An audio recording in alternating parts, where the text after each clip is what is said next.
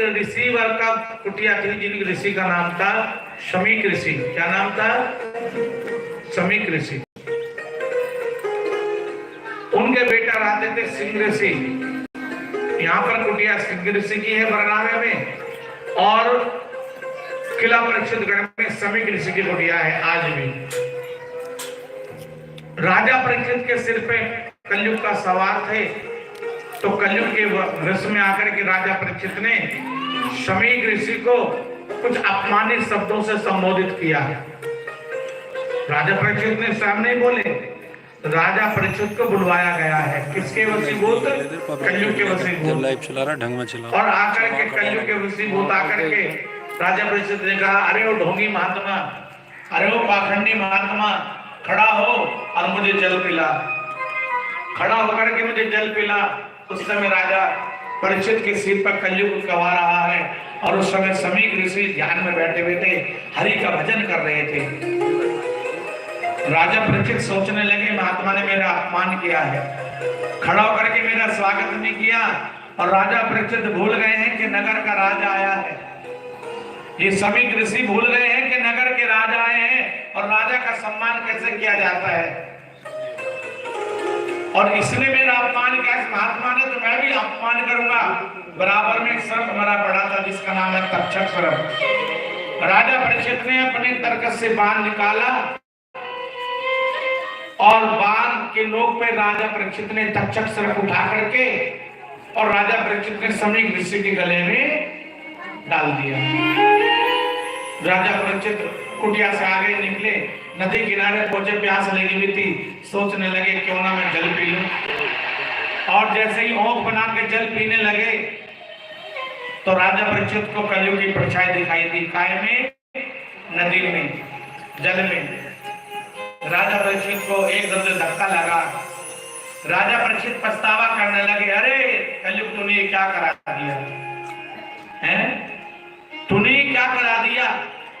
जो राजा परीक्षित संत महात्माओं की, ब्राह्मणों की, सन्यासियों की जो सेवा सत्कार क्या करते थे, आज कलयुग के वशीभूत होकर के राजा परीक्षित से एक पाप करा दिया। और पाप कैसा कराया कि एक संत की, एक ऋषि का अपमान करा दिया। राजा परीक्षित अपने आप को पश्चाताप करने लगे, अपने आप से घृणा करने लगे कि राजन तूने क्या कर दिया, तूने क्या कर दिया। इधर कुछ राजकुमार के बालकों ने जाकर के श्रृंग ऋषि से कहा, श्रृंग ऋषि हिंडन नदी में स्नान कर रहे थे, और जाकर के कहा कि एक श्रृंग ऋषि जी, आप तो यहाँ पर आनंद ले रहे हो जल के साथ, वहां पर तुम्हारे पिता के गले में किसी ने तक्षक सर्प डाला है। श्रृंग ऋषि बड़े क्रोधी थे।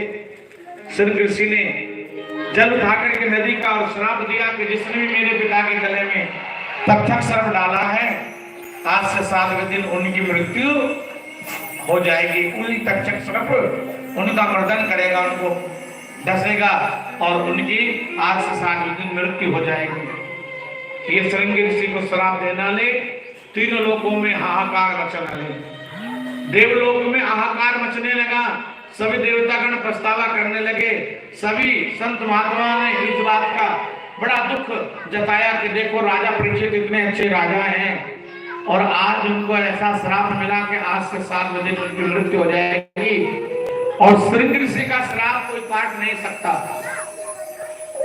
हमारे गांव में कोई अच्छे व्यक्ति हैं बड़गदा में, और उनको कोई झूठ मूठ का दोष लग जाए, किसी के करने पर उनसे हाथ से पाप हो जाए और उनको सजा मिले, तो ये दुख उस भाई को लगेगा या पूरे चित्त का दुख?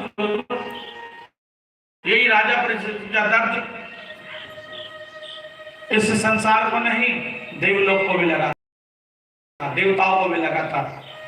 सब देवी देवता इकट्ठे करके भगवान हरि के पास पहुंचते हैं। नारायण भगवान के भगवान विष्णु से कहा कि महाराज तुम्हारे नाम की भक्ति करता है, एक राजा है, परीक्षित नाम के राजा है, मृत्यु लोक पर जीवन विहार कर रहे हैं, और तुम्हारे नाम की बहुत भक्ति करते हैं, लेकिन कलयुग के प्रभाव में आकर के उनको 7 दिन बाद उनकी मृत्यु हो जाएगी।